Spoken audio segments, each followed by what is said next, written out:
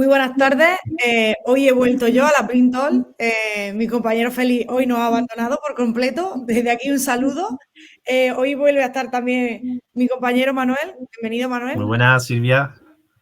Y hoy, por fin, desde aquella charla que tuvimos con Rodrigo Carnicero, que nos dijo que la persona que sí o sí debería de estar en la Printol era Eduardo Sánchez, para nosotros es un honor. Bienvenido, Eduardo. Muchas gracias. Encantado de participar. El honor es mío de estar aquí. Muchas gracias. Nada, vamos, esperamos que sea una buena experiencia y antes de que acabe y de empezar, amenazamos con volver, porque ya el off the record a mí me ha parecido súper interesante y ahora quiero que todo el mundo pueda aprender un poco más de tu larga experiencia, que lleva más de 16 años en el mundo del CRO. Y para empezar, con la primera pregunta, ¿cómo empezaste en el mundo del CRO? O si antes no se conocía ni siquiera como CRO. ¿Cómo has llegado hasta el día de hoy? Realmente cuando empecé no sabía que se llamaba CRO. Y el nombre además es algo que es un poco que me da igual. Como tengo muchos años, empecé hace mucho tiempo y bueno, llegué un poco por rebote a todo el mundo este digital. Yo estaba trabajando en un concesionario de automóviles, siendo el gestor de la red, llevando, sí que les hacía la página web, la optimizaba y ahí empecé a ver cuando estaba el Urchin, que todavía no existía Google Analytics. Empecé a ver métricas de estos y decir, bueno, voy a probar a ver si cambiando esta cosa aquí me funciona. Y eso fue mi primer contacto desconocido y sin saber lo que era el CRO. Y después me metí en lo que es la creación de la agencia y tal, pues un poco porque mi mujer terminó la carrera justo cuando empezó la crisis inmobiliaria del 2008, terminó arquitectura y claro, resultaba complicado encontrar trabajo y llegué de rebote a un curso que hacía Econversity sobre PPC. Y dije, esto suena interesante, vamos a meternos para que puedas ir haciendo esto, que no hace falta tener empresa ni nada, que lo montas relativamente fácil, puedes trabajar. Y, bueno, y por ahí nos empezamos a meter, empezaron a salir algunos clientes puntuales y de ahí fue creciendo la cosa. Empecé a dar clases también en diversos centros, a optimizar dentro de lo que era mi trabajo y al final esto fue creciendo la bola y me salí. Conocí al que es ahora mi socio, ¿vale? Roberto, y llegó un momento que vio en un curso, coincidimos en un curso de Google Analytics en las oficinas de Google y con los comentarios y tal, se apuntó a un curso que daba yo de Analytics y de ahí me ofreció y dice, oye, me están entrando clientes muy interesantes, no llego, ¿qué te parece si nos unimos? Y ahí fusionamos dos empresas, que era Making Sense, una empresa especializada en publicidad, en medios, en PPC, en lo que yo ya también tenía experiencia, y la de Estrategas Web, que era el nombre que tenía mi empresa por entonces, que estamos especializados en analítica, en los comienzos del CRO que lo prestábamos un poco porque decía, joder, hasta aquí llega la analítica y ya los consejos que doy pues tienen que ir más allá, ¿no? Tengo que investigar.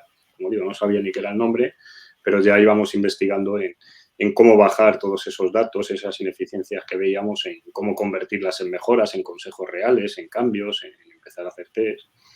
Y bueno, nos fusionamos porque tiene todo el sentido, ¿no? Es decir, te traigo tráfico y el tráfico hay que hacer que convierta lo máximo posible, que la gente pues, tenga el mayor ciclo de vida posible, el dinero, todo esto. Y bueno, pues de aquella fusión hasta que hace unos años ya cambiamos, digamos, formalizamos en un nuevo nombre, que son Top Media, que es la fusión formal de las dos empresas que estaban cada una por su lado.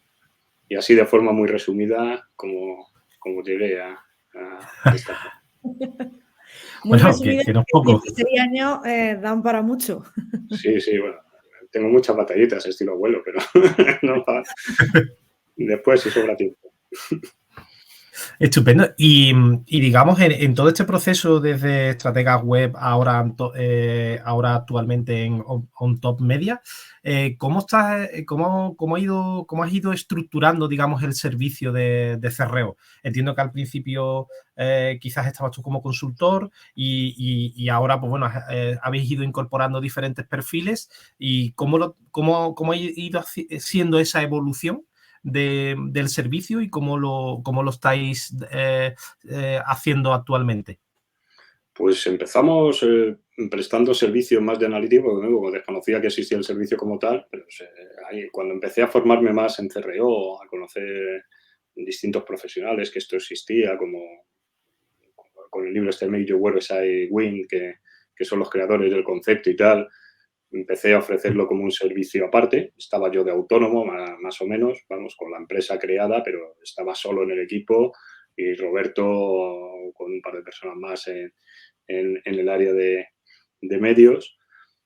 Y después, bueno, pues fue creciendo, íbamos teniendo cada vez más clientes y empecé a contactar con algunos freelance para ir montando. ¿Cómo ofrecíamos el servicio? Pues un servicio, digamos, 2 servicios únicos. La analítica digital por un lado y el CRO como otro servicio también por otro, cada uno con un fee fijo, digamos.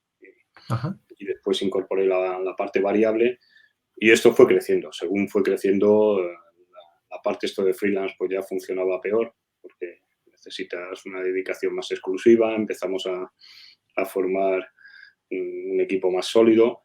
Entramos también, nos incorporamos adentro de lo que es el grupo T2O como parte de una de las empresas y entonces ahí ya dimos un salto a llegar a más países, a entornos más amplios y bueno, ahora tenemos un equipo específico para todo el área de data, otro equipo para el área de medios y en cuanto a cómo ofrecer el servicio estamos en reestructuración continua. Ahora pasamos a poner 2 servicios de diferente calado dentro de lo que es la analítica y dentro de CRO como en 3 niveles. Le pusimos en un principio estilo medallas olímpicas, servicio bronce, plata y oro. Ahora lo hemos cambiado y lo que queremos es un poco acompañar al cliente de las distintas fases. Aquí una de las dificultades que yo creo que nos encontramos todos los que nos dedicamos a esto es ver el grado de madurez del cliente y convencerle desde el inicio que sepa que va a tener que poner mucho de su parte para que un proyecto de CRO tenga éxito. Entonces, ahora lo estamos un poco ofreciendo con una primera parte de que vamos a hacer unas auditorías, ver el alcance, los primeros quick wins, el primer enfoque emocional, ¿vale? La fase más sencilla en la que apenas tienes que invertir en herramientas, por ejemplo, de analítica cualitativa, ni en test de usuarios, sino la parte más sencilla para que empiece a conocer y para que pueda ver que esto tiene un retorno a la inversión brutal, que realmente es muy rentable hacer un proyecto de CRO. Pasada esa fase, nos centramos en una segunda fase, son servicios que puede estar lo que quiera. Recomendamos que al menos esté 4 meses, porque si no va a ser imposible que vea nada, ¿no? Pero Vale. a partir de ahí otro servicio, digamos, un poco más maduro, centrado en lo que es todo el entorno digital, ya sea web o app, de mejorar ahí los servicios. Aquí ya incluimos mucho análisis cualitativo. Como han pasado estos meses del arranque inicial, en el que seguramente ha sido necesario cambiar todo el plan de medición, o al menos parcialmente, porque suelen ser planes de medición enfocados a métricas de negocio, pero no a métricas de optimización o de conocimiento profundo del usuario. Y necesitamos hacerlo, y esto lleva un tiempo de desarrollo por parte del equipo tecnológico que tengan y todo lo demás. Pues bueno, mientras esa parte empezamos a tener mejores datos cuantitativos, ponemos análisis cualitativo y nos centramos en todo lo que es la parte web. Esto puede prolongarse normalmente dependiendo, lo que digo, de la madurez, la complejidad del sitio, las apps y tal, entre 6 meses si están muy avanzados a unos 2 años. Y posteriormente pasamos a un entorno de mejora que nosotros le llamamos ya de transformación de negocio. Aquí ya nos metemos, porque nuestra visión del CRO es muy amplia, en cosas a lo mejor más complejas. Lo que le puedo optimizar, a lo mejor su problema no está en que en la web le cambiemos el típico botón, como comentábamos en el offsite, sino que su problema puede estar en la logística o que no tiene el almacén bien configurado o que tiene 4.000 productos en el stock y le estoy mostrando 2.000 solamente y dentro de su almacén tiene 500 productos que yo no le muestro nunca en el entorno web. Por ejemplo, ese tipo de optimizaciones, de cómo tiene que mover el dinero, de qué tiene que sacar, de todas estas cosas, de cómo tiene que atender, cosas más a lo mejor de inbound marketing, de cómo hay que responder, de cómo tienes que estar preparado para las consultas del cliente o las objeciones que te puedan poner, cómo resolverlas, pues eso ya va a una fase, como digo, más de transformación. Vale. Por ejemplo, en un negocio de los coches como en el que estaba, pues esta fase era fundamental. Cómo los vendedores atienden a las respuestas, con qué velocidad lo tienes que hacer, cómo tienes que hacer el seguimiento posterior, pues es clave. Y aquí también incluimos ya una formación de los equipos, en la que tú lo que pretendes es que tengan gente responsable, que esto haya calado en la organización, sean en cierta manera autónomos para un montón de tareas y en la última fase tú ya estás, digamos, no estás en el día a día, sino que estás un poco más como estratega, de darle nuevos enfoques, nuevas ideas, de ver lo que se ha hecho, de validar opciones, un poco como un servicio de apoyo, Vale. bajo un coste mucho más reducido, claro, en el que ellos ya son autónomos y tú pues, les acompañas en ese proceso que ya transformó la empresa. Este es el ideal. ¿En qué se transforma esto? Pues cada uno, pues ya sabes, te adaptas al momento puntual, a los fuegos que hay y todo lo demás, pero estamos enfocándolo últimamente de esta manera. No, me parece súper interesante porque, bueno, no es poca cosa, digamos, esta reestructuración que estáis haciendo, porque entiendo que estás comentando de que todo el ciclo completo, desde que entráis en esta primera fase de análisis, de implementación de la parte de medición y después esta tercera fase digamos, de transformación estratégica, ¿habláis como de un ciclo de cuánto tiempo? Pues depende mucho del cliente. Hay gente que, por ejemplo, tiene muy bien optimizado la parte online del negocio y realmente en 3-4 meses pues, lo puedes tener relativamente bien. Siempre es una mejora continua, ¿no? Pero no debes gastar, formaría parte de la tercera fase ya. Y otros, pues que a lo mejor te lleva 4 años, ¿no? Vale. No hay un plan, es un poco un pero empiezas a recoger los frutos, no hace falta que llegues hasta la fase final. Desde la fase 1 del primer mes empiezas a recoger frutos. Con esos quick wins. Puede ser normal que normalmente entre el tercer, cuarto mes, ya en alguno de los test que hayamos hecho, el cliente se haya pagado 2 años o 3 años de servicio amortizado con ese test. Entonces, puede ir tranquilo de que todo esto le va a salir, entre comillas, no gratis, sino muy beneficiado, porque esto es hablando de un test. Es, como digo, yo creo que uno de los servicios más rentables, a pesar de que todavía no hay mucha cultura de la importancia que tiene el CRO y cuesta verlo y lo ven un poco más como buenas prácticas en muchos casos, o al menos nosotros detectamos esas dificultades o que te presten atención, pero bueno. ¿Cómo configuráis el equipo? El equipo, digamos, de CRO está compuesto por por un equipo multidisciplinar. ¿Tiene algún tipo? ¿Va variando la composición del equipo en función de la fase en la que se encuentra? Ahora mismo, fundamentalmente, tenemos un equipo que es muy analítico, ¿vale? Porque la primera fase de poder analizar, de poder tal, es clave. Y después nos apoyamos en otras personas del grupo de todo eso para, por ejemplo, fases más de inbound que tengan que ver con copywriting, con cosas externas, en las que el volumen no es tan necesario tener una persona ad hoc ahora mismo, pero sí echar mano de estas personas que están integradas dentro del grupo como si fuera la misma empresa y que nos apoyan en fases propias de expertos en UX, expertos en copywriting, en todo el proceso, como digo, de inbound. Entonces, esto lo hace mucho más rico. Al final, el CRO, como sabes, necesitas tocar 1.000.000 de cosas diferentes y pues, no hay nadie que sea súper experto en absolutamente todo. Tienes que tener incluso si no, tu función puede ser detectarlo, proponer una mejora. Si no lo tienen en el equipo interno incluso del cliente, pues buscar alternativas que te apoyen a realizarlo. Pero nuestro equipo fundamentalmente tiene visión global de CRO estratégica y mucha parte analítica. Vale. Y entiendo que en función de lo que se quiere implementar o en función de los retos que tenga el proyecto, vais incorporando diferentes tipos de perfiles. Me refiero a que vamos cogiendo lo que digo, consultando y decir, oye, necesito aquí a alguien experto en diseño porque lo que tiene es un caos de necesito sobre todo el copywriting, que es algo muy importante, pues sí, en procesos de automatización y vamos cogiendo. Ya tenemos el equipo realmente, lo que pasa que, por ejemplo, en Inbound hay un equipo específico dentro de eso, hay otro equipo tecnológico, de inteligencia artificial para generar insights, hay de todo. Entonces, pues ahí vamos tirando de los distintos recursos.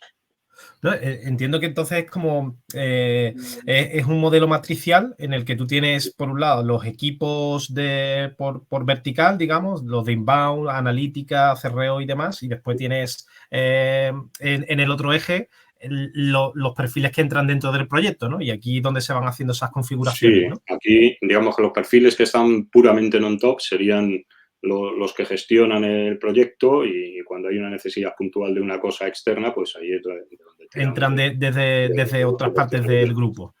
Vale. O sea, aquí, porque la semana pasada tuvimos, en la Brintalk anterior estuvo aquí Sara Aznar de Garaje de Ideas, entonces nos comentaba también un poco cómo tenían ellos distribuidos sus equipos y cómo, analizándolo un poco, la figura tan importante del Project Manager a la hora de gestionar todos estos recursos, ¿no?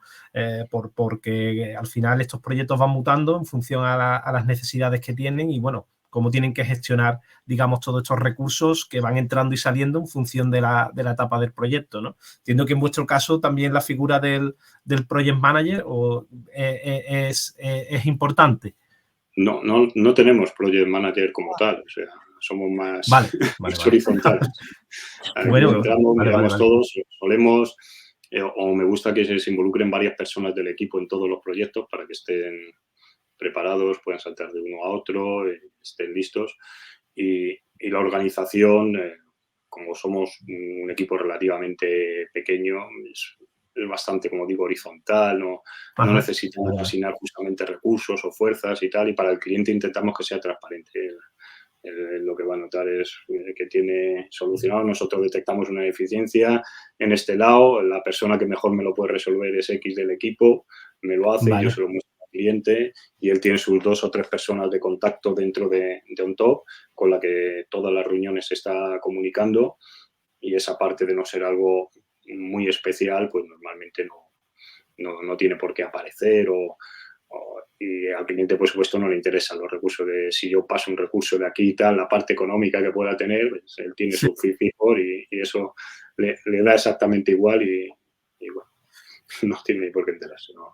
Eduardo, al hilo de esto que comentas, ¿cómo gestionáis el conocimiento? Porque entiendo que si, como comentas, sois un equipo pequeño y no necesariamente vais cambiando los equipos, tenéis una gestión del conocimiento, o sea, es decir, almacenáis en algún sitio el conocimiento que vais generando.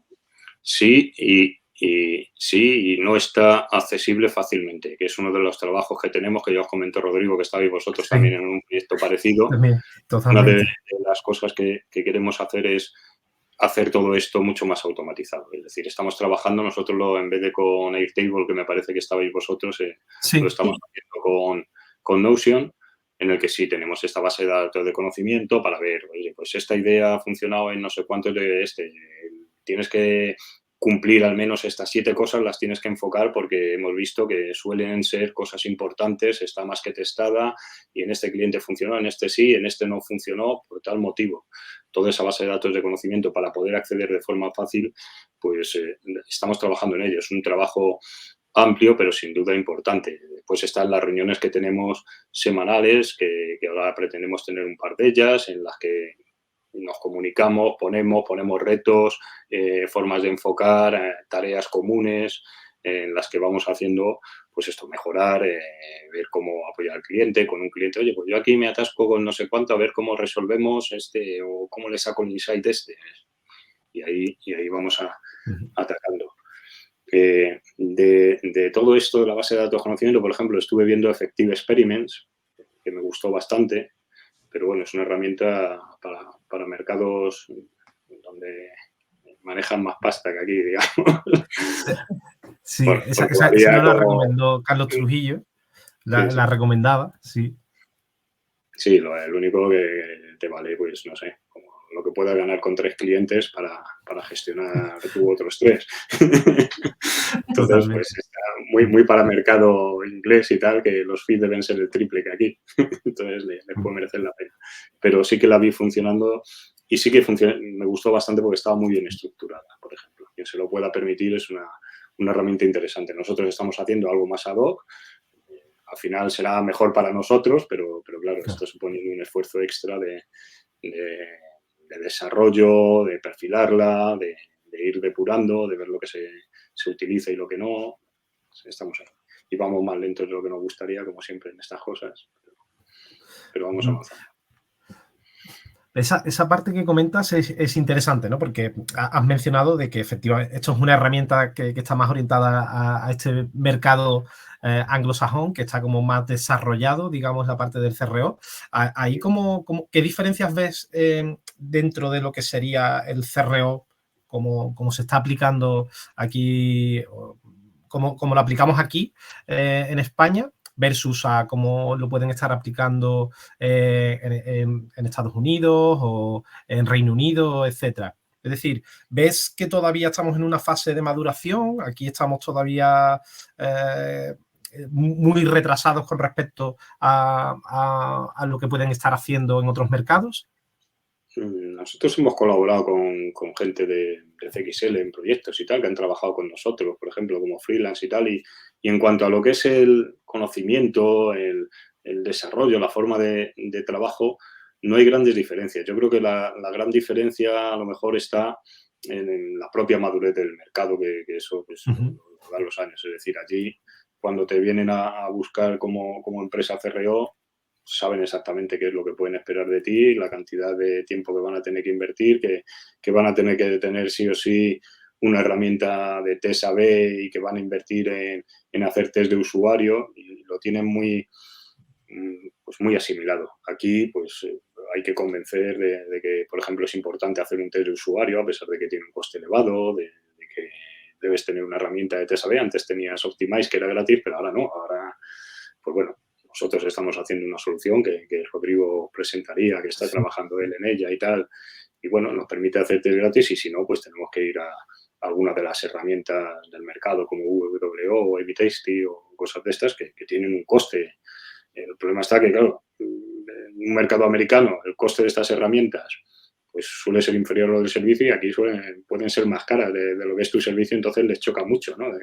Claro. De que diga, para que puedas prestar un servicio, le tienes que recomendar 3 herramientas que le cuestan el doble de lo que tú le estás cobrando. Y estamos en otro entorno económico, digamos. O sea, no es tanto el nivel de conocimiento de los perfiles de CRO, sino la madurez del mercado. Saben que han de esperar, que puedes tener, que los test no es tener todos los test ganadores, eso no existe. Aparte, algunos test no tienen la función de ser ganadores, sino de obtener un conocimiento, incluso saber que lo que estabas haciendo estaba mal y necesitas algo que te lo demuestre, ¿no? Entonces, pues eso aquí todavía pues, yo creo que está un poco verde.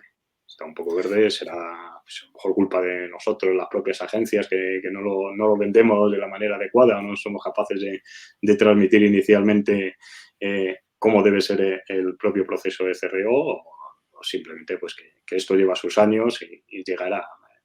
He visto mucha evolución de todas maneras en los 2 últimos años respecto a lo que era antes. Antes sí que era... Vale.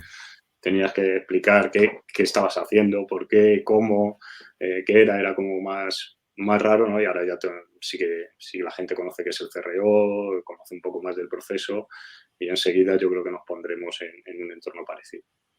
Pero bueno, básicamente eso, cuentan con más herramientas, no tienen miedo a probar tal error, y hay como más paciencia también, yo creo que en otros mercados para ver. Y sobre todo, sí que cuando he trabajado en algún proyecto, por ejemplo, trabajé con Pepsi o tal, que es una cosa espectacular. Cuando llegas allí hay 100 tíos en las reuniones con el CEO, la hostia.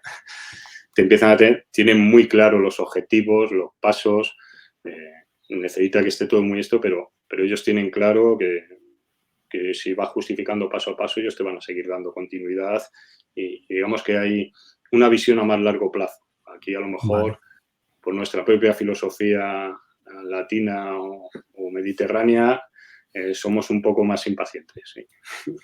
Y quieres cortoplacistas, ¿no? Que en 2 meses tengas un incremento del 40%, pues, eso sería posible si tu web fuese una basura absoluta en el minuto 1, y entonces pues sí, seguro que hay algo que le tocas, pero no suele ser lo normal. Ya sueles tener un negocio estable que te está generando dinero, y yo vengo aquí a mejorártelo un poco, pero no tenías una cosa absolutamente desastrosa normalmente, ¿no?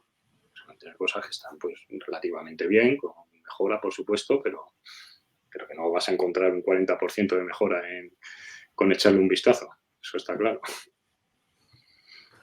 Totalmente. Y te queríamos preguntar, porque dentro de los diferentes proyectos que has ido trabajando a lo largo de tu carrera profesional, ¿qué diferencias has encontrado en función del sector? Es decir, ¿qué dificultades has podido encontrar en función del sector en el que has abordado o dependiendo del nivel de madurez de estos proyectos por sector? Porque hay algunos proyectos que me parecen muy interesantes, como por ejemplo el que comentabas del sector de la automoción, cómo lo fuisteis, cómo estuviste desarrollando el proyecto y cómo... A mí lo que me flipa es la fase 3, en la transformación estratégica. Cuando llegas tú a esa fase 3 y al final das ese paso a transformar el negocio desde la estrategia, ¿no? Cambiando líneas de negocio y demás. Entonces, ¿qué reto te has encontrado en ese punto en diferentes sectores? Pues realmente hay diferencias brutales. Importa el sector, importa el tipo de producto que estás vendiendo, pero por ejemplo en un e-commerce, solemos tener muchos negocios de e-commerce, pues es un negocio muy enfocado digitalmente, donde el cliente sabe que todo lo que tiene que hacer ahí va a actuar, tu fase 2 va a ser la más importante, ¿vale? Va a tener fase 3, por supuesto, pero la fase 2 es la clave, todo lo que puedas mejorar ahí, todo lo que puedas estudiar de las fuentes de optimizar las fuentes de entrada de tráfico también es algo absolutamente clave. Suele ser más rápido todas las reacciones, sin embargo, llegar a un negocio como el mundo del automóvil, donde yo en su momento, cuando estaba ahí, decía, se van a terminar vendiendo los coches por internet y además desaparecerán parte de los concesionarios y le llevaréis el coche a casa en un camión y tal. Decía, estás gilipollas, Eduardo. Perdón. Dame tiempo. Pues ya tenemos anuncios de tíos que te llevan el coche a casa en un camión y se venden online, no hay problema. Pero aparte de esto, la fase 2 realmente en este negocio, pues por ejemplo, era muy complicada porque la página web, normalmente las marcas, los fabricantes de automóviles, tienen un estándar muy, muy estricto de lo que puedes hacer, incluso puedes no tener ninguna libertad de tener tu propia página y solamente tener una sección que te digan él, entonces ahí tienes muy poco que hacer. En nuestro caso, tonterías en aquel entonces de decir, ellos se centraban, no, quiero que pongas la prueba dinámica de vehículo aquí, lo súper destacado y tal, y eso tenía un impacto mínimo. Cambiamos pasando olímpicamente lo que nos dijeron y pusimos atención a talleres y el retorno a la inversión fue absolutamente brutal. Mientras nos dejaron hacer publicidad, vimos lo que funcionaba y lo optimizamos con la página web para tal y vendíamos un coche por menos de 100 euros, éramos capaces de vender coches online. Entonces, pues bueno. Pero ahí la parte importante, como digo, no era la web, que estabas muy atado de pies y manos porque el diseño es el que tiene que ser, el tipo de comunicación es el que tiene que ser, todo tiene que pasar los estándares de la marca, pero lo importante era lo que había detrás, es decir, una vez que hacemos esto, ¿qué hacemos con el lead? ¿En cuánto tiempo lo tengo que responder? ¿Cuánto tengo que hacer los seguimientos? ¿Cuál es el tiempo óptimo para responder el lead? ¿Es un poco más como de inbound o no sé si llamarle consultoría de negocio, lo que quiera, pero aquí había mucho de mejora. Además te encuentras, por ejemplo, nosotros en aquel momento, con el rechazo de los propios vendedores. No les gustaba nada que llegase un lead, que llegase una información por aquí y se lo pasase. Eso duró como 2 meses. El CRM no a partir del tercer mes venían a reclamarnos que si le habíamos pasado más leads a uno que a otro. Y decir, claro, es que este cierra de cada 7 que le paso, me cierra 6. Y tú te pasas 7 y no me has cerrado ninguno. Entonces, pues, ¿cómo enfocabas la cita? Hicimos cosas chulas también de que una charla del ISO en Barcelona, por ejemplo, que yo creo que está colgado por ahí el PowerPoint, hablamos de cómo pasar a Analytics todo el proceso. Es decir, en la página web llegabas, lo poníamos como si fuera un e-commerce en aquel momento y mandar el lead era el añadir al carrito, me interesaba en un vehículo y toda la parte posterior de esto se concentra en una cita o no se concentra en una cita, consiguió que el cliente me diga que va a venir al concesionario, le he atendido al concesionario, he reservado el vehículo, lo he terminado facturando. Todo esto lo pusimos como pasos del carrito y lo pasamos mediante protocolo de medición de vuelta a Google Analytics. Y entonces teníamos por vendedor y tal. Incluso la centralita la programamos en una centralita de Windows y la programamos para que, según las llamadas, viéramos quién la había contestado dentro del equipo, si habíamos conseguido la cita en la misma llamada o no. Todo esto mediante protocolo Maldición lo hicimos. O sea, se pueden hacer cosas chulas si se invierte el tiempo, hay ganas y te atreves a hacerlas.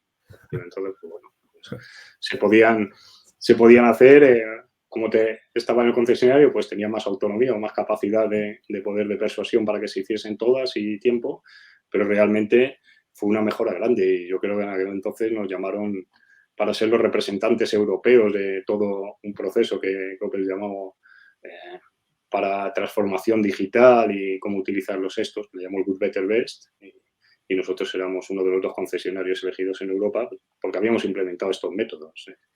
Ya. Al final tiene que ver con la optimización, ¿no? Sí, vamos a ver dónde están los puntos, dónde tal, qué es lo que le interesa al cliente, qué es lo que no le interesa y más cosas relacionadas, pues parecido a lo que decía antes.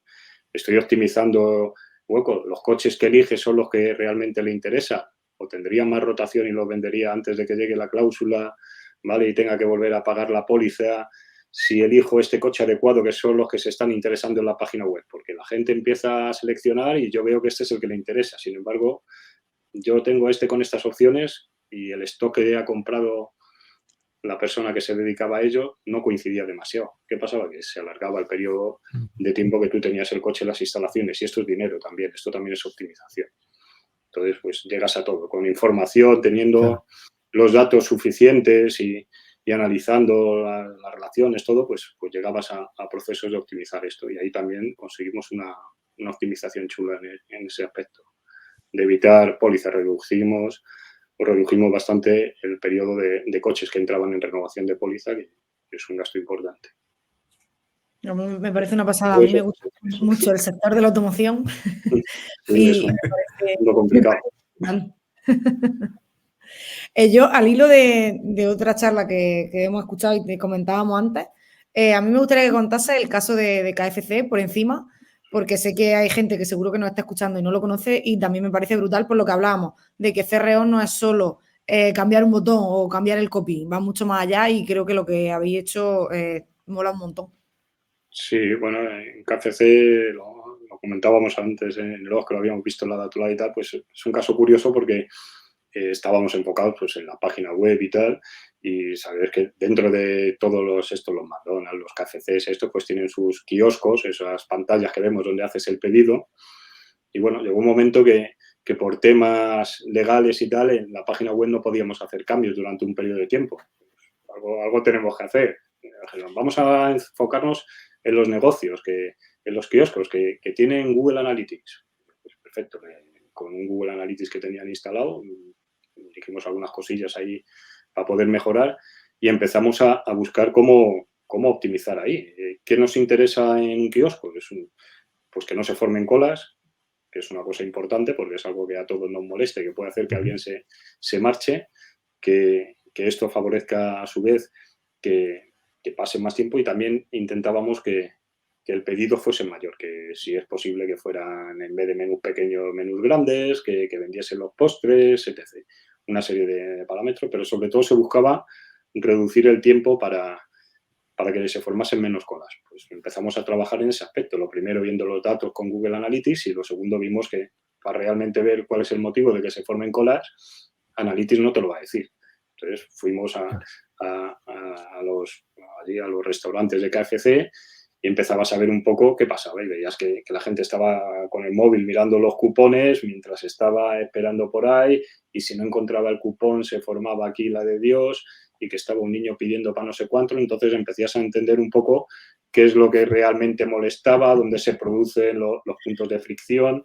Preguntabas a las personas que estaban atendiendo cuáles eran los productos por los que más le llamaban o donde más se atrancaban y todo eso te da una visión más amplia. Es un poco algo que nos gusta a nosotros decir, que tenemos una visión del CRO amplia, decir, pues esto es, hay que bajar al barro, hay que estar en todos lados y con esto, pues bueno, hicimos las propuestas, se mejoró el tiempo más de lo que nos habían pedido y el impacto económico que nos dijeron que había tenido fue brutal. O sea, parece una tontería, pero el que la gente estuviese unos cuantos segundos menos de media ahí tenía un impacto muy, muy importante en lo que se facturaba por cada uno de estos por esta vía.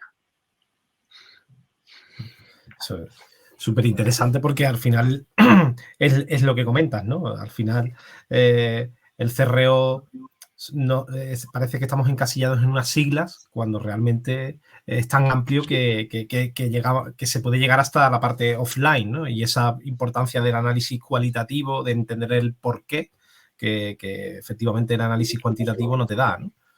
Al final lo que buscamos es conocer el negocio, el cliente, qué es lo que pueden trabajar mejor juntos, lo que le interesa, lo que funciona, y esto se escapa de la barrera on-off y sobre todo de lo que es la propia página web o la app, es algo más amplio, por lo menos aquí se lo dicen las siglas, pues porque se conoce así. Yo no me meto en peleas de estas, de si BXO, CRO, TXO, están cada día tal, no sé cuál será la mejor. Sí que es cierto que no nos dedicamos a optimizar un ratio de conversión, eso es verdad, pero bueno, si lo conocen por CRO, pues no lo vamos a emplear, por CRO, ¿no? lo que quieras, pero por supuesto que optimizar un ratio no es el objetivo, porque a lo mejor lo optimizas y vas para abajo, porque lo haces a base de quitar volumen de negocio o márgenes o cualquier cosa que no es lo interesante. Y me gustaría preguntarte, porque me parece interesante en cuanto a, siguiendo, digamos, con las fases que vosotros tenéis, ¿no? La fase 1, fase 2, fase 3, ¿qué retos encontráis actualmente en cada una de estas fases? Es decir, por ejemplo, en la fase 1, que es toda la parte de implementación y medición analítica, ¿qué retos estáis encontrando actualmente? Y si hay algún sector específico en el que veáis que por las causísticas del sector tenéis más dificultades o supone un mayor reto la hora de la Aquí nos implementación de, por encontramos ejemplo... retos desde fases muy tempranas. Vemos el y creamos la capa de datos y pues no puedo ponerla aquí porque utilizo Magento 2 y Magento 2 no funciona y no tiene categorías, o Shopify no tiene categorías de esta manera y no te puedo categorizar. Bueno, de alguna manera me podrás poner variables. Unos dicen que no, otros que sí. Entonces, desde la primera fase tenemos problemas. Cuando hacemos un plan de mediciones, ponemos dos documentos, el de implementación, que es el técnico que mandamos a la gente, y el de medición, que decimos, oye, si te estoy recogiendo el clic en una pestaña, es para varios objetivos, no es porque sea capricho. Quiero saber de las 7 cosas, de las 7 pestañas que tienes, si una son, imagina, características técnicas del producto, otra opiniones, otra vídeo, no sé cuánto, quiero saber qué es lo que realmente le importa a la gente del contenido, y si cuando la gente me pide datos técnicos compran más, o si tengo que segmentar a ese cliente como una persona más preocupada por los datos técnicos que por la velocidad de entrega o tal, pues me vale para segmentar, me vale para eficientarte la publicidad y saber dónde va a ir, me vale para mejorar los contenidos. Es decir, todo esto necesito esta información para saberlo. Cuando lo pedimos, pues a veces, ¿pero esto es importante? Sí, tenemos niveles de prioridad, por supuesto, pero lo tenemos. Y hay veces que nos dicen, este dato no te lo puedo sacar porque la plataforma no me lo permite, porque es muy complicado. Entonces, pues bueno, al final casi nunca tenemos los datos que queremos y de la forma tan completa como nos gustaría. Entonces, pues bueno, esa es la primera dificultad. La segunda, todo lo que tiene que ver con el análisis cualitativo. Aquí es donde una de las cosas que, por ejemplo, sí están muy en boga en otros países, o por lo menos cuando yo trabajo en proyectos internacionales, sí que lo he visto aquí no tanto. Lo más que te pueden dar a veces son NPS, que no nos valen de gran cosa, que puede ser útil a la marca, no lo discuto, pero a nivel de CRO no es lo que queremos. Necesitas poder meter al menos encuestas online, que te diga si alguien está abandonando, por qué, cuál era su intención, qué estabas haciendo. Para esto nos resulta útil. Últimamente intentamos poner consultores o ayudantes a la compra o cosas por el estilo, que nos diga cuál es la intención y dónde se están encontrando las dificultades para entenderlo. Es decir, el feedback del cliente y contrastar ese feedback con su comportamiento real, que ya sabemos que muchas veces no coincide, pero todo te da pistas, pues ahí tenemos muchas más dificultades. Es difícil. Intentamos hablar con los departamentos de ventas, de atención al cliente, ver opiniones también de los productos, tanto en la propia página como en otras, opiniones externas, pero ese feedback de primera línea, esos test de usabilidad, pues no suelen ser frecuentes. Entiendo que tiene su justificación porque, por ejemplo, los test de usuario pues son son muy caros en las plataformas que puedes comprar. Si vas a un Userlytics o tal, pues te puede valer 150 euros hacer un test de un usuario y necesitas hacerlo frecuentemente. Pues hombre, entiendo que es un dinero y que en principio pueda parecer que no es necesario, pero sí que lo es, y ahí es otra dificultad grande que nos encontramos. Entonces, a veces tienes que intentar llegar a pasos muy estos con una información deficiente.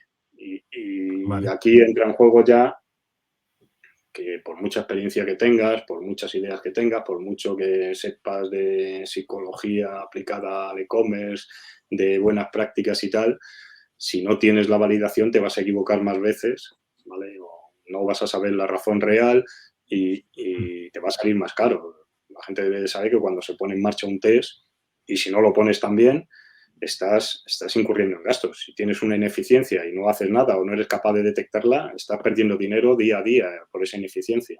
Que te gastes 600 euros para detectarla, posiblemente te vayas a ahorrar 60.000 o 600.000.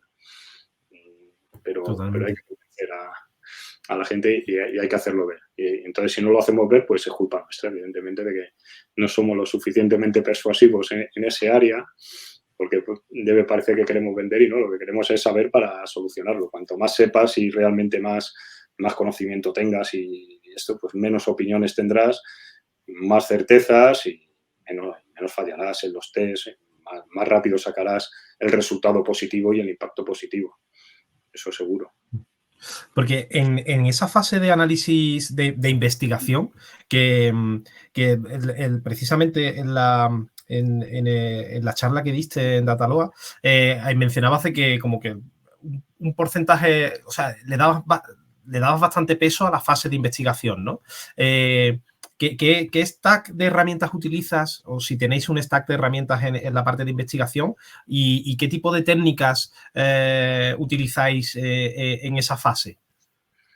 Pues en herramientas las que podemos utilizar. Las básicas que utilizamos todos, que son las gratuitas, pues Google Analytics y Microsoft Clarity son las más estandarizadas, ¿no? Porque son los mapas de calor con sus grabaciones. Clarity además ha mejorado una auténtica barbaridad, se ha convertido en una herramienta muy, muy potente. Analytics, si te permiten y te llevan a cabo el plan de implementación que les dices, puedes sacar muchísima información valiosa. Y después, a partir de ahí, empiezan ya las herramientas todas con costes extras. Por ejemplo, para optimización de lo que son formularios, nos gusta mucho utilizar Zuko, que es una herramienta brutal para optimizarlo, te da una información muy valiosa. Nos gusta usar también mucho Lisna, creo que ahorras una barbaridad en prevalidar test, en mejorar la selección de menús, en primeras impresiones. Es una herramienta que para todo el enfoque psicológico de impresiones, de lo que digo, de ahorrarte dinero antes de meter incluso en desarrollo una versión alternativa, te puede ayudar a descubrir cosas con sus famosos test de los 5 segundos, de primer clic, menús navegables, ¿vale? Todo lo que es el tree testing, cache sorting, todo esto te viene incluido en esa suite. No es tan caro porque aquí la mayor parte de los test con 2 euros por persona te suele ser suficiente. Esa también la solemos utilizar bastante. En algún proyecto, herramientas de la que somos partners como Content Square o Full Story, estas herramientas ya son otra cosa. Son realmente máquinas maravillosas que sí que te dan mogollón de información, te ahorran un trabajo brutal, pero los costes sí que son más elevados y no son para todos los clientes, pero si se lo pueden permitir es igual, te permite ir mucho más rápido, llegar a un nivel de granularidad de información mucho mejor. Entonces, también son cosas que se amortizan, pero hay que entender que tienen una barrera de precio de entrada, pues a lo mejor que echa para atrás a los clientes. Cuando podemos las utilizamos, pero en la mayor parte de las ocasiones en nuestro mercado al menos no suele ser así. Y después herramientas específicas que vayamos viendo, pero esas digamos que serían las más habituales. De mapas de calor también hemos utilizado otros, ¿no?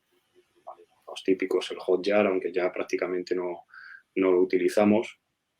Lo compró Content Square precisamente y los precios subieron y quitaron funcionalidades que nos venían muy bien, como la de las encuestas y toda esta parte que para nosotros nos ayudaba mucho porque te permitía poner encuestas online. Y bueno, pero hay otras, Session Camp, por ejemplo, es una de estas más potente y ahí sí tienen las encuestas, te permite hacer un análisis de formulario también muy interesante. Las que podemos, nos adaptamos un poco a lo que hay. Si no, pues marketing de guerrilla. Si no te permiten utilizar Usealytics, pues le dices, oye, ¿me dejas ir a la tienda y al tío que vaya a comprar le haces un descuento de 15 euros si intenta buscar ese artículo que quiere dentro del ordena? Pues aquí luchas de este estilo de intentar hacerlo, que muchas veces tampoco nos dejan hacerlo. Pero bueno, hay que buscarse la vida para conseguir el oro, que es la información, el feedback del cliente y todo lo demás para poder... Uno de los problemas del CRO es actuar sobre opiniones o sobre expertise, que está bien, pero a mi juicio necesitas esa investigación, ese cerciorarte de lo que está, qué peso tiene, si importa realmente, si hay otras cosas que importan más y por tanto en lo que estás trabajando no, que es lo que muchas veces haces un test y a ver, pues este no está teniendo ningún impacto. Pues es que a lo mejor el porcentaje de gente al que estás atacando es un 3% del total de tu tráfico. Con ese 3% lo has segmentado, has ido a él para aislarle del resto y ver si a este sí le importa o no, has sumado a los otros, has ido a lo gordo. Pues, todo eso con información lo saben más claro antes de empezar, si no, pues, aprenden más a tortas. Sale más caro. El principal reto de esa fase 2 del proceso de investigación es la obtención de la información y hay veces que es el propio cliente el que no te facilita esa información, ¿no? Sí, claro, tienen también sus dificultades. Hay que entender que pues, unos tienen equipos internos de desarrollo. Los equipos internos ya normalmente no están sobreoptimizados, lógicamente. Están al revés, o sea, hay a lo mejor una persona donde debiera haber 1,5 o 2. Entonces, pues ya tienen trabajo para aburrir y tú les vienes con una carga extra, pues tal. Si lo tiene que pasar a otra empresa externa, pues igual, cada hora extra le costará, entonces... Pues, es normal, entiendo la reticencia de un cliente, dice, joder, macho, me estás pidiendo aquí, me tengo que gastar una pasta en esto, hasta que no se ven los resultados, pero no los vas a ver hasta que no inviertas. Es un poco la pescadilla que se muerde la cola, pero sí, es una de las dificultades, todo el tema de que el cliente pueda invertir ahí o que tenga la facilidad. A veces tú estás hablando con un equipo, imagina, de producto o de marketing y el que tiene la responsabilidad o la llave del presupuesto para desbloquear esto es de otro área. Pues ya tienen que tener sus luchas internas y aunque el cliente crea en lo que le dices y lo intente hacer, pues tiene sus dificultades. Todas las empresas tenemos nuestras dificultades en ese aspecto, pues nuestros clientes también, por supuesto. Ahí trabajáis, ¿cómo afrontáis, digamos, esas situaciones? ¿Intentáis evangelizar a la persona que tiene que tomar la decisión? ¿Intentáis ser didácticos para que entienda la importancia de invertir en estos procesos de investigación y de testing? Todo eso lo intentamos y si no lo conseguimos, pues buscamos las vueltas para hacerlo de una manera menos óptima, pero que podamos llevar a cabo lo que queremos, la mejora de alguna forma. Si los planes, imagina, un ejemplo fácil, los planes de implementación, si no hay el programador que te lo haga no sé qué, no sé cuánto, pues intentamos nosotros hacerlo desde Tag Manager y desde el DON y pelear. No es óptimo porque en cuanto te cambien 2 comas se te pira la mitad y se lo advertimos que no es lo óptimo y además va a ser más lento, pero hacemos. O sea, lo que no vamos a quedar es parados sin intentar por todos los medios que lo pruebe, que eso que hemos detectado que puede tener una mejora se lleve a cabo. Entonces, pues nos vemos obligados a hacer pues lo que podemos. De alguna manera, digamos, hacemos lo que sea necesario. De esto, bueno, te dejo. No, Silvia. Al hilo de esto, la última charla, cuando vino Sara, también estábamos hablando de cómo comunicamos al cliente, por ejemplo, que un test no ha tenido el resultado que esperábamos, que pensábamos que sí que podía funcionar y podía presentar un cambio. En vuestro caso, ¿cómo comunicáis, hablando de la comunicación con los clientes, que, estábamos hablando antes de la madurez del mercado en Estados Unidos, que están más propensos a que sea más espaciado en el tiempo y que entienden que puede ser un proceso lento donde te permiten probar más cosas? En vuestro caso, ¿os encontráis que os corten los proyectos, digan tenemos este tiempo y esto es el tiempo que tenemos para el proyecto y fuera de este tiempo no lo vamos a seguir. No, bueno, tenemos a la hora de cerrar el contrato, solemos aconsejar, pues eso, que al menos estén 4 o 6 meses para que dé tiempo a hacer al menos un primer análisis, proponer los primeros test y que estén circulando al menos 3, 4 semanas, 6 semanas, pues si no es inviable, ¿no? Y más allá de esto, pues bueno, depende un poco. Normalmente no suele haber problema en que te den estos 6 meses de tiempo, aunque yo creo que es insuficiente, realmente esto debería ser un proceso más largo.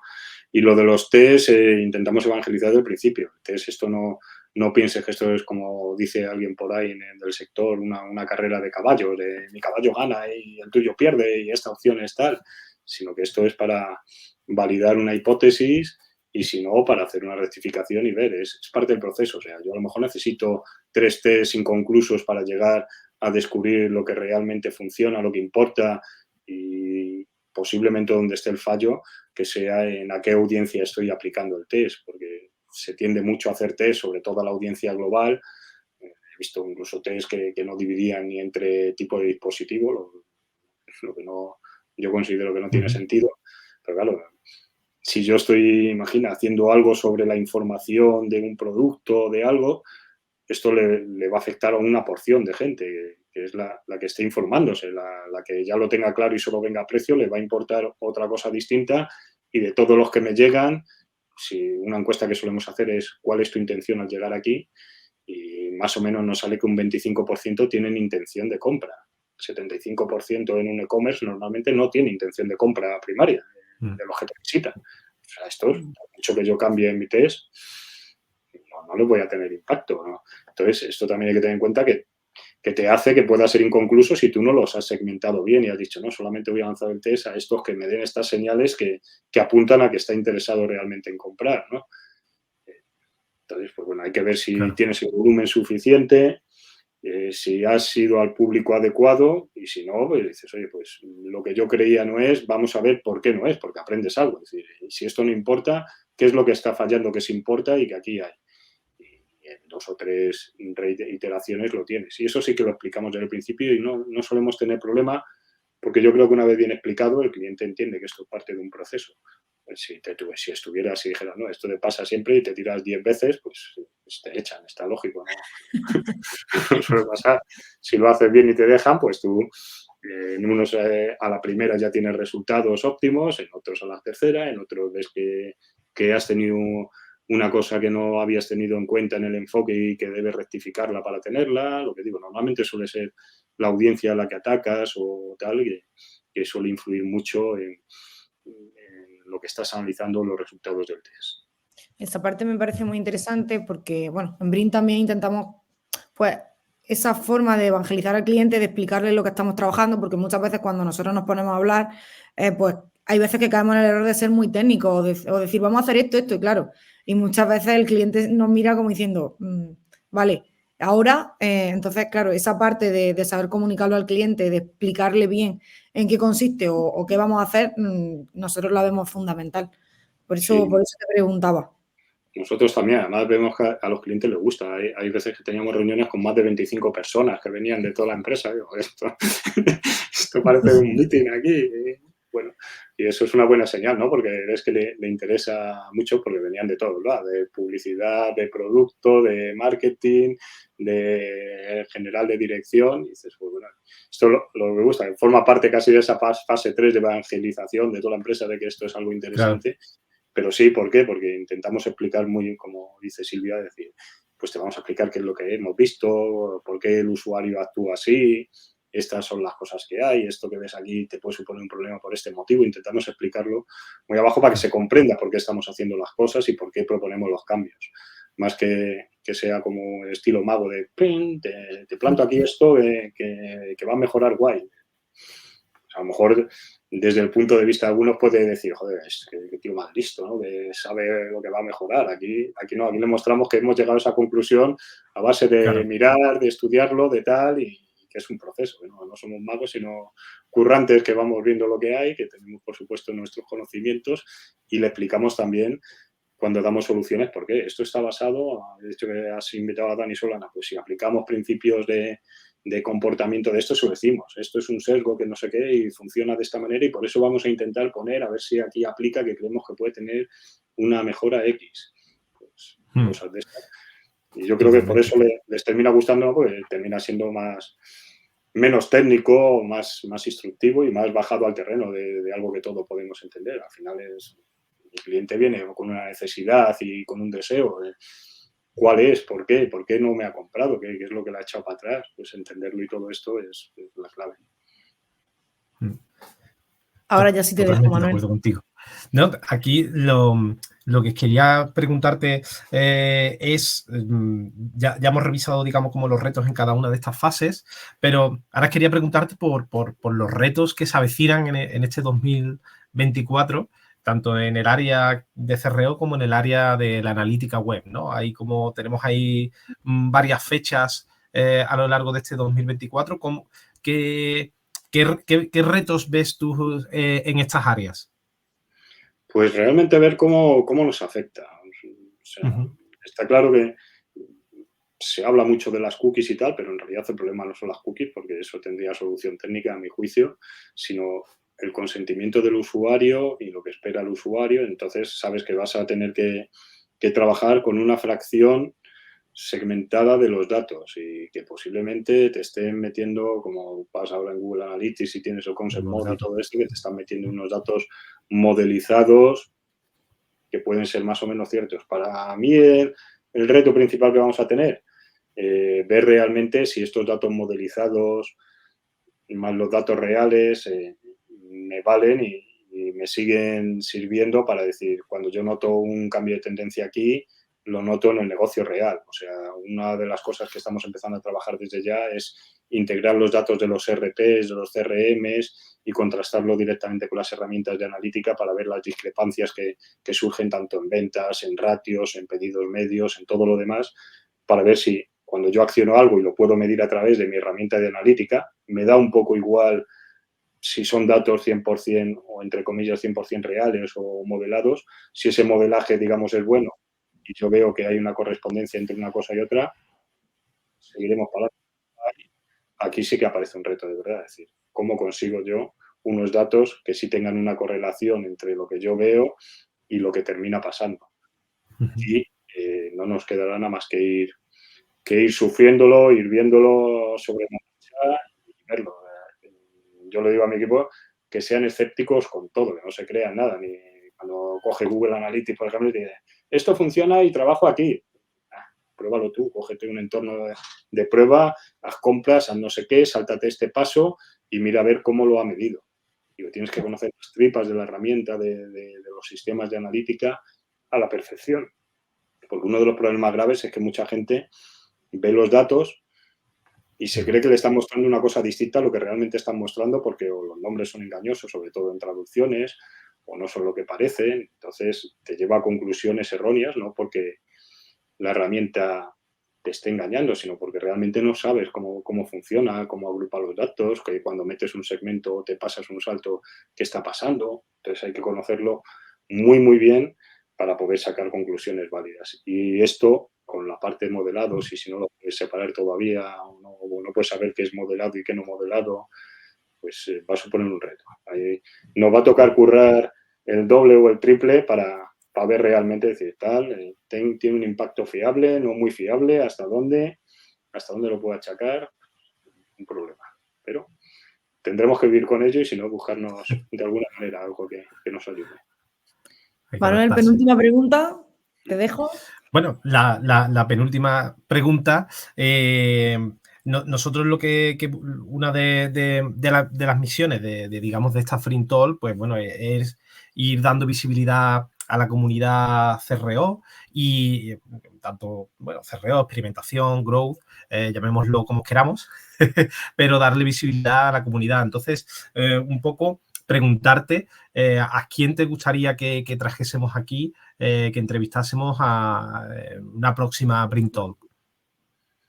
Pues te voy a decir, mira, Fabricio Mendoza, que es un CRO que ha trabajado normalmente en cliente, creo que ahora está en Adidas, puede ser interesante por escapar un poco de los que estamos en la agencia y tal y ver el punto de vista de alguien que ha trabajado en distintos clientes de distintos sectores. Por ejemplo, ha trabajado en banca, trabaja ahora en retail, pues podría ser interesante. Y también agradeceros esta iniciativa porque me parece brutal que se dé visibilidad a todo este ecosistema, que estéis abiertos a compartirlo.